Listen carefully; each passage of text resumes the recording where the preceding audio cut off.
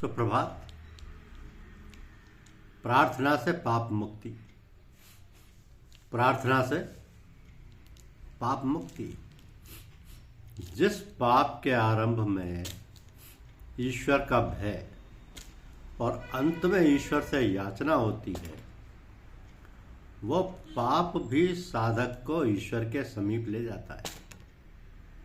किंतु जिस तपश्चर्या में प्रारंभ में अहम भाव और अंत में अभिमान होता है, वो तप भी तपस्वी को ईश्वर से दूर ले जाता है।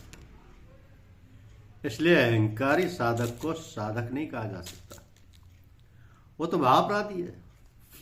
परंतु प्रभु की प्रार्थना करने वाला एक पापी भी प्रार्थना से पाप मुक्त हो साधक बन जाता है। साधक बन जाता है। मरणशील देहों में आत्मा अमर ज्योति है।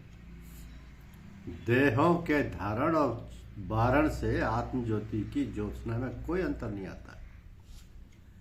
देहों से उसकी ज्योति आवृत हो जाती है, ठीक वैसे ही जैसे आवरण से दीप का प्रकाश आवृत हो जाता है,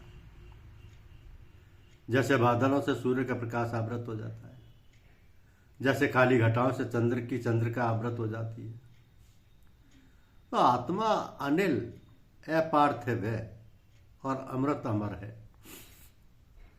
आत्मा स्वरूप से न जन्मता है न मरता है, न उत्पन्न होता है न नाश को प्राप्त होता है।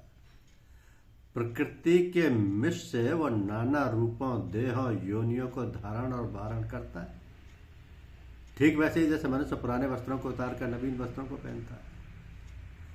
देह रूपी धारण और वारण से आत्मा के रूप में कोई अंतर नहीं आता। आवरण के हटने पर जैसे दीप का प्रकाश अनावृत होता है, बादलों के छिन्न होने पर जैसे सूर्य का प्रकाश प्रकाशता है, वैसे ही आत्म अवस्थिति के सिद्ध होने पर संदेह रहते हुए भी आत्मा अपने ज्योतिर्मय स्वरूप में स्थित होकर अपनी ज्योति का दर्शन करता है और देह मुक्त होकर परम प्रकाश में प्रकाशता है।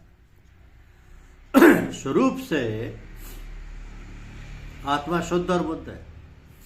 माया प्रकृति के सान्निध्य में उसमें जो अशुद्धता एवं अबुद्धता सी छलकती है, वो आभास मात्र है। जो ही वो माया से पृथक होकर ऊपर उठता है, अपने शुद्ध बुद्ध स्वरूप में स्थित हो जाता है। तो स्वरूप से आत्मा दिव्य है और स्वदेह में आत्मरश्मियों द्वारा जैसे ही प्रकाशता है, वैसे अपनी किरणों द्वारा सूर्य आकाश में प्रकाशता है। छोटी से छोटी और बड़ी से बड़ी योनि में आत्मा अपनी चेतना और अपना प्रकाश द्वारा व्याप्ता है। आत्मा स्वरूप से सुंदर है, परम सुंदर है, मनोहर है, परम मनोहर है। जब यह निज सौंदर्य का अवलोकन कर लेता है तो फिर प्रकृति जन किसी भी पदार्थ पर आसक्त नहीं होता, अपितु अपने आत्म सखा ब्रह्म से प्रीतिमान होकर उसी से जुड़ा रहता है। धन्यवाद।